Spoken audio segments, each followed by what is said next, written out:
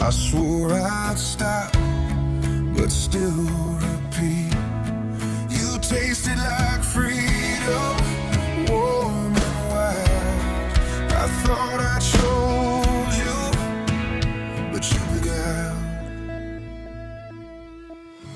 Stolen Heaven, Secret Hell, Episode 5, The Taste of False Freedom. You tasted like freedom, warm and wild. I thought I chose you, but you beguiled. There is a moment that people inside addiction rarely talk about, and almost nobody outside it understands. The moment after. Not the shame, not the regret. Those come later. I mean the moment immediately after giving in, when the urge that has been building and pressing and consuming your thoughts finally quiets.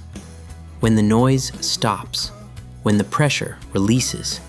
When for just a brief window of time, you can think clearly, breathe normally, and feel, almost paradoxically, more like yourself than you have in days.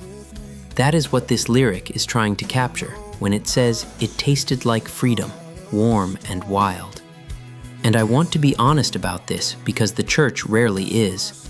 That feeling is real. That moment of clarity and release is genuinely experienced as freedom. Not the cheap surface kind, not a vague numbing out, but something that in that specific moment feels like the truest version of yourself finally coming up for air. The rush that preceded it was real. The release that followed it was real. And for a brief window, warm and wild as the lyric says, it felt like what freedom is supposed to feel like. This is why addiction is so devastatingly powerful. Not because it is obviously terrible, but because it delivers a genuine taste of something real. The word taste is theologically precise here. A taste is real. You genuinely experience the flavor. But a taste is also incomplete. It is surface level. It goes no deeper than the tongue. It satisfies for a moment, and then the hunger returns. Often stronger than before, because now you know exactly what you are hungry for. This is the profound and specific lie of addiction and habitual sin. It promises satisfaction and delivers only a taste.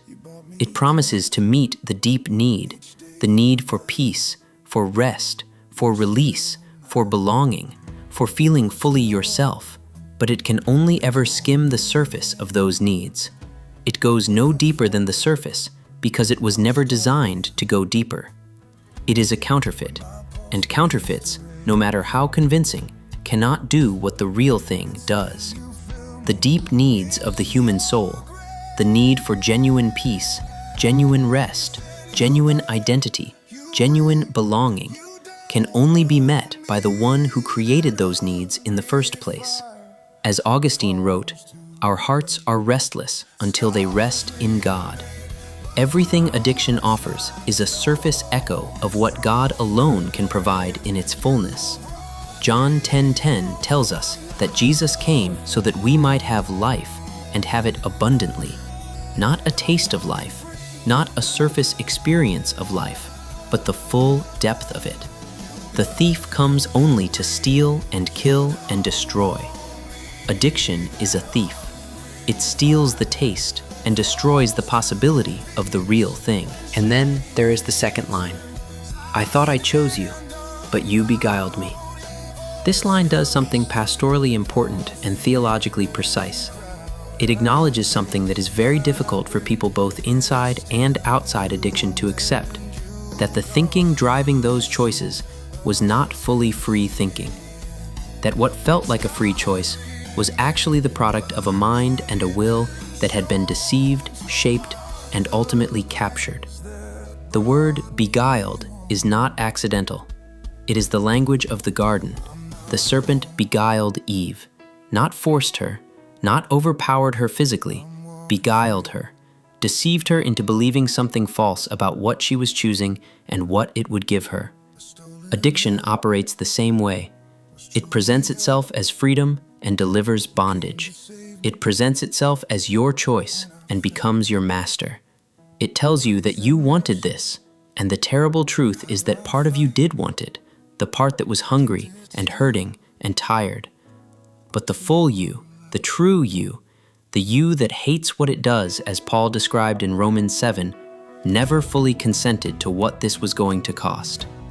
Addiction lies to us, but it also lies about us. It tells us we had full agency. It tells us this was simply who we are and what we chose. It uses our own choices as evidence against us. See, you keep coming back. This must be what you really want. But that is the lie, because the person inside the addiction hates what they do far more than anyone watching from the outside. The shame is evidence of that.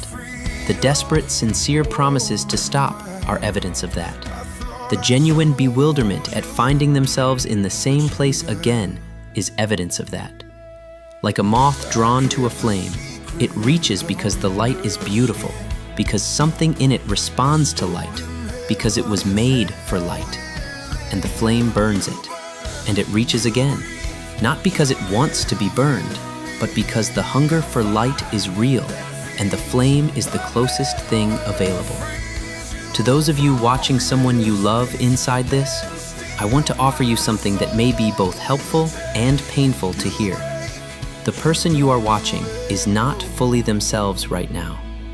What addiction does to a person's thinking, their decision-making, their perception of reality, it is not unlike watching someone who is profoundly impaired. The real person, the one you love, the one you knew before this, the one who is still in there, is not the one making these choices in their fullest sense. Their thinking has been hijacked. Their perception of freedom has been corrupted. They are reaching for the flame and calling it light, and genuinely believing in that moment that this is what they chose. Knowing this does not make it hurt less when they hurt you or themselves. It does not make it easier to watch. It does not resolve the powerlessness you feel standing beside someone who is destroying themselves and cannot seem to stop. That powerlessness is real. That pain is real. That exhaustion of watching someone you love live as a diminished version of themselves is one of the heaviest things a human being can carry. But it might, just slightly, help you separate the person from the addiction, to keep loving the one while refusing to pretend the other is not there. Because the real them is still in there, still worth fighting for, still capable of being found by the God who never stopped pursuing them. As Hosea 2:14 reminds us, God said, "I will allure her and bring her into the wilderness and speak tenderly to her." Even after every betrayal, even after every broken promise, even after she ran after other things that beguiled her, he was still speaking, still pursuing, still calling her by her real name. That is what grace does. It refuses to let the lie be the last word about who you are. Reflection. For those inside the cycle, when you think about what your addiction was actually trying to give you, what was the real need underneath it? What were you actually hungry for? For those beside someone in the cycle, what has been the hardest part of watching someone you love live as a diminished version of themselves? What has kept you from walking away? On me that hungry fire falls to peace.